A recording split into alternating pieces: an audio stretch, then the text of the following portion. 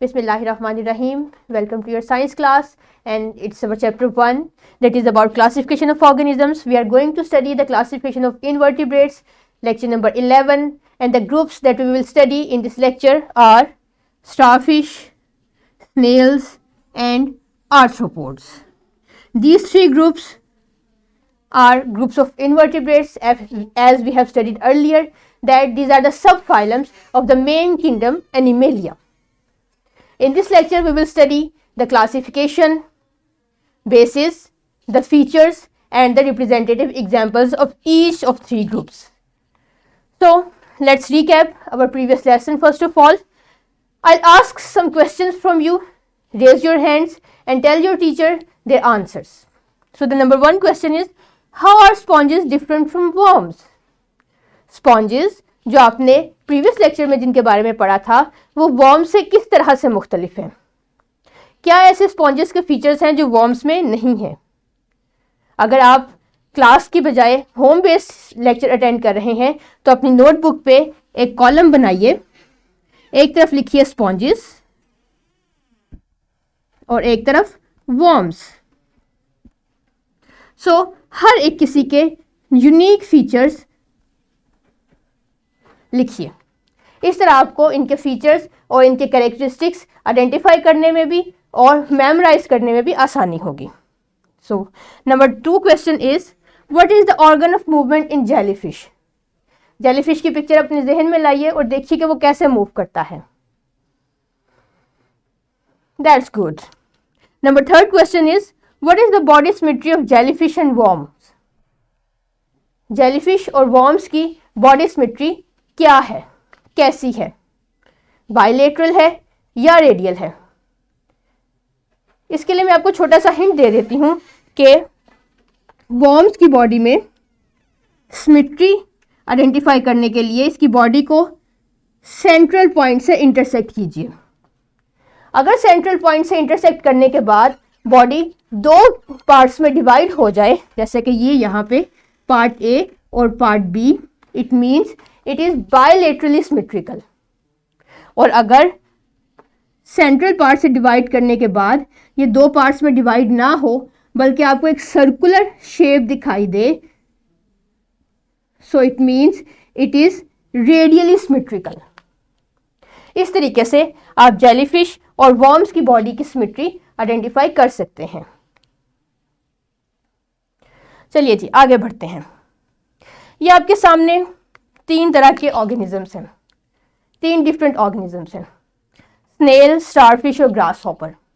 इन्हें गौर से देखिए और बताइए कि इन सब में क्या डिफरेंस है. वही पुराना तरीका टी चार्ट वाला.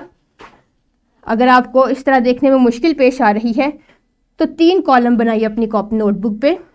एक में लिखिए स्नेल, जिसे उर्दू में घोंगा भी कहते हैं. एक में लिखिए स्टारफिश और थर्ड वन में लिखिए ग्रास हॉपर.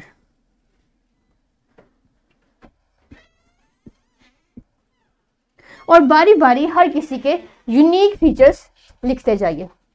यहाँ पे यूनिक फीचर्स के लिए भी आप थोड़ा सा क्लासिफिकेशन कर सकते हैं. पहले ये देखिए कि ये रहते कहाँ हैं, इनका हैबिटेट क्या है. इसके बाद ये देखिए कि इनका बॉडी सरफेस कैसी है. फिर इसके बाद ये देखिए कि इनका मोड ऑफ मूवमेंट क्या है. अगर आपने इन तीनों कैटेगरीज को आइडेंटिफाई कर लिया, इनके फीचर्स को आइडेंटिफाई कर लिया, तो आप इनमें डिफरेंस को इजीली मालूम कर सकते हैं. That's good. आई होप कि आपने ये एक्टिविटी कंप्लीट कर ली होगी. हमारा आज का लेक्चर भी इंटरेस्टिंगली इन्हीं तीनों ऑर्गेनिजम्स के बारे में है, जिसमें हम यही 3 कैरेक्टर्स यानी कि हैबिटेट, बॉडी सरफेस या बॉडी कवरिंग और मोड ऑफ मूवमेंट के बारे में पढ़ेंगे.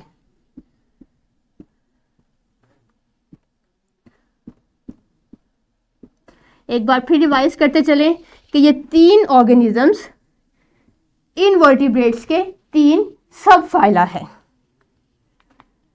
चलिए जी, ये बुक में आपको मिल जाएगा अपने रिस्पेक्टिव पेज पे.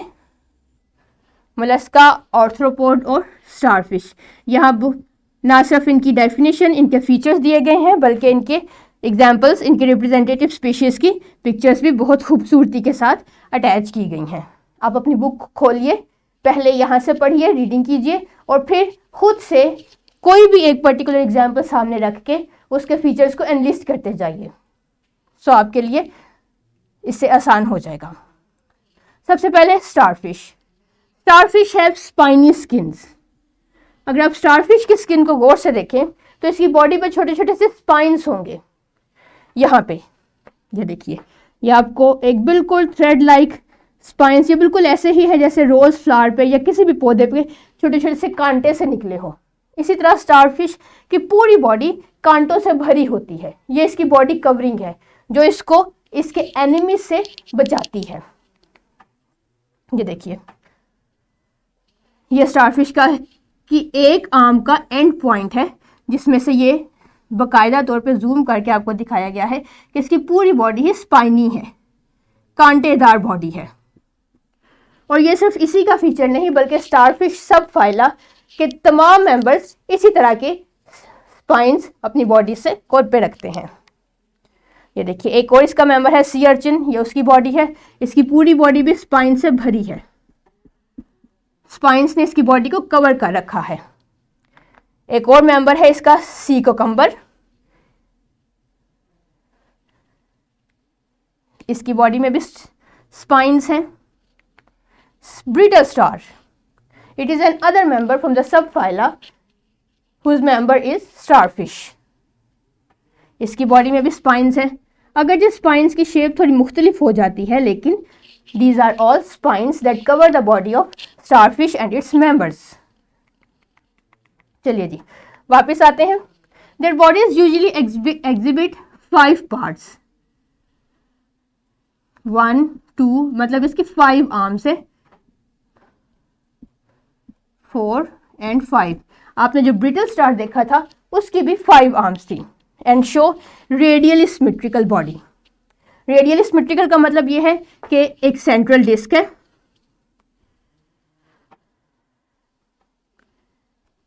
रेडियली सिमेट्रिकल का मतलब ये है कि एक सेंट्रल डिस्क है और इससे 5 आर्म्स अराइज होती हैं और तमाम आर्म्स एक ही जैसे फीचर्स रखती हैं।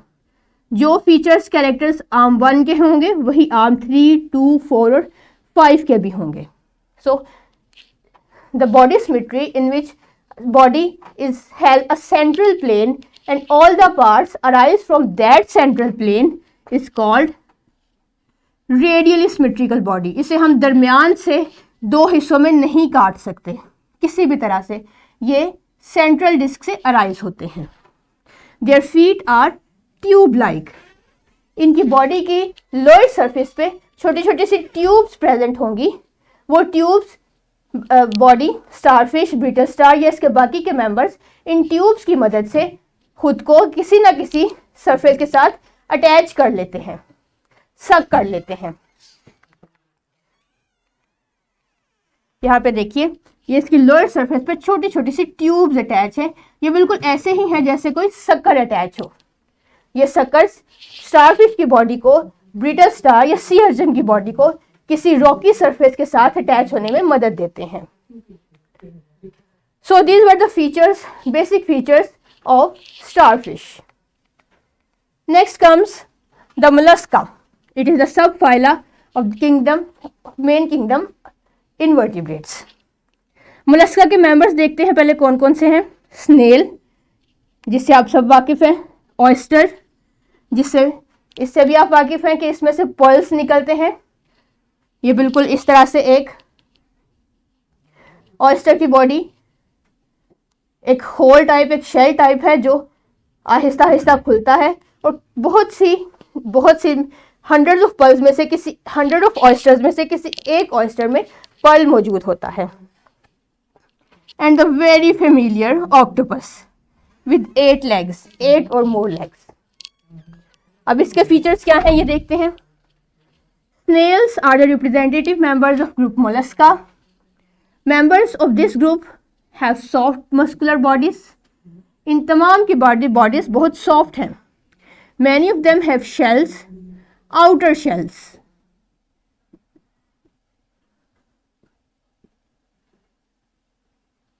Mollusks have muscular foot.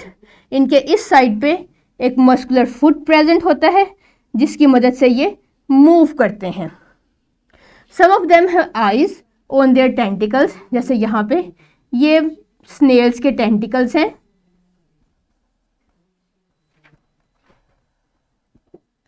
और ये उसकी आईज हैं. Some have shells which close tightly to protect them. कुछ मोलस्क ऐसे हैं जिनकी बॉडी पे शेल प्रेजेंट है और पूरी बॉडी उस शेल में बंद हो जाती है, जैसा कि ऑयस्टर है. ये ऑयस्टर की का आउटर हार्ड शेल है जिसके अंदर उसकी पूरा ऑर्गेनिजम्स मौजूद होता है, लेकिन वो इतना सॉफ्ट है कि वो विदाउट शेल सरवाइव नहीं कर सकता.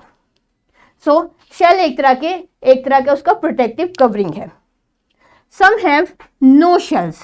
कुछ ऑर्गेनिजम्स ऐसे हैं जिन पे कोई शेल नहीं होता, जैसा कि octopus, but long tentacles and help him to swim through water. अब ऑक्टोपस को आप सबने देखा होगा, मूवीज में भी देखा होगा. ऑक्टोपस पे कोई शेल प्रेजेंट नहीं है, लेकिन इसके जो लॉन्ग टेंटिकल्स हैं, इसकी जो आर्म्स हैं, इसकी लोअर बॉडी भी, इसमें भी सक्कर प्रेजेंट है. ये देखिए, ये आपको जो गोल गोल स्ट्रक्चर्स दिखाई दे रहे हैं, ये एक्चुअली सक्कर्स हैं जिनकी मदद से ये ना सिर्फ खुद को किसी रॉक की सरफेस पे अटैच कर लेता है, बल्कि फूड भी एब्जॉर्ब करता है और खुद को एनिमी से प्रोटेक्शन का काम भी लेता है. चलिए जी, ये सब फीचर्स थे स्नेल्स के.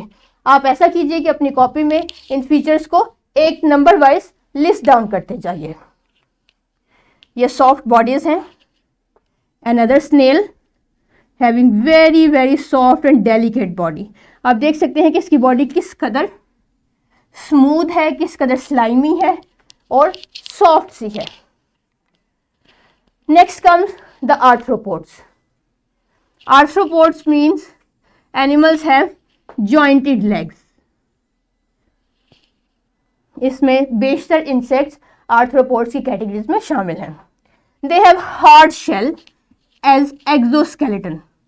जब हमने क्लासिफिकेशन की थी वर्टिब्रेट्स की इनवर्टिब्रेट्स में, तो आपको याद होगा कि आपने इनवर्टिब्रेट्स का एक कैरेक्टर ये भी पढ़ा था, इनपे एक्सोस्केलेटन होता है. एक्सो mean outer,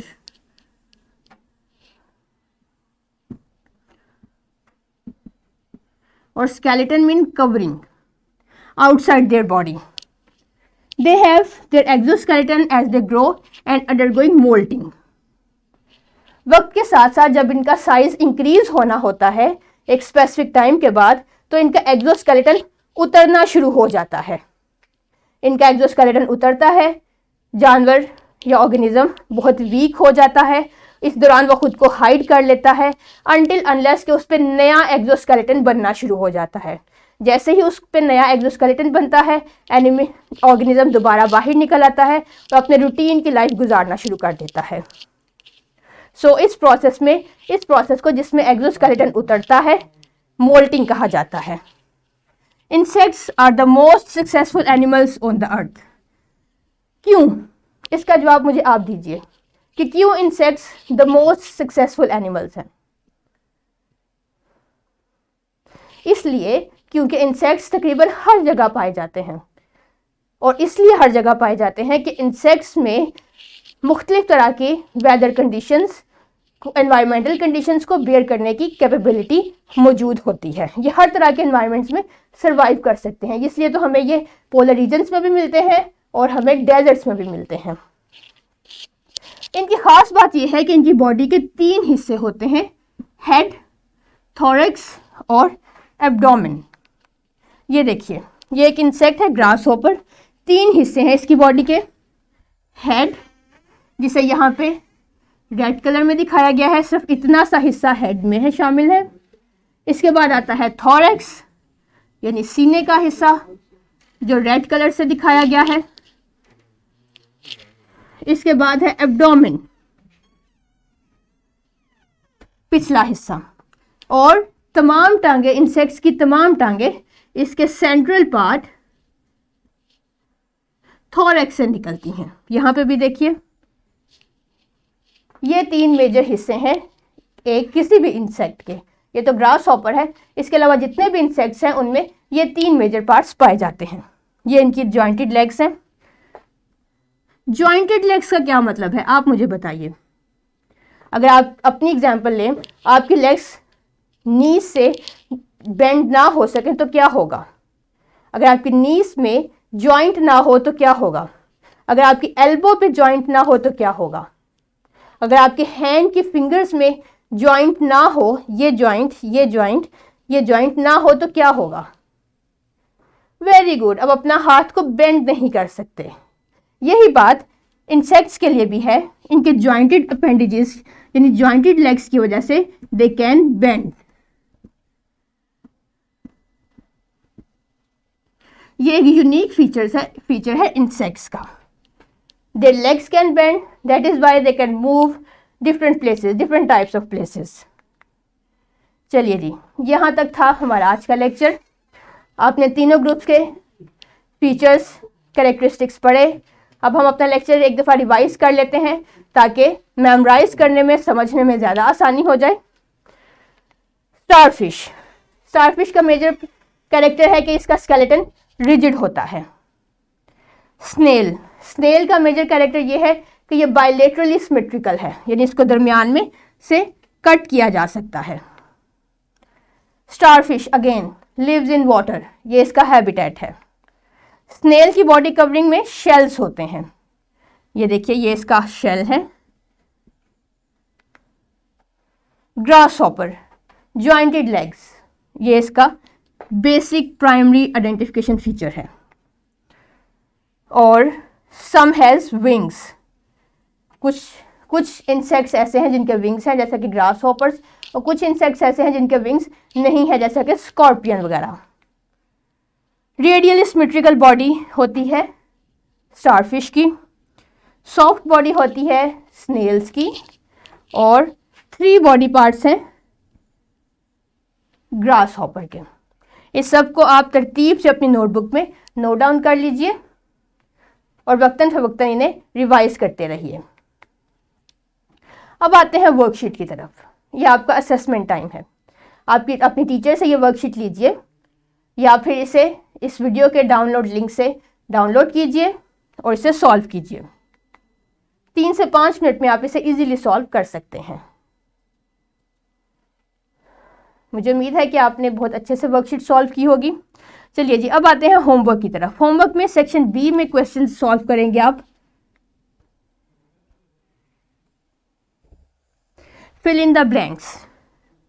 fill in the blanks में आप नंबर 1 ब्लैंक सॉल्व करेंगे। The body of dash is full of pores and channels to allow circulation of water through their bodies.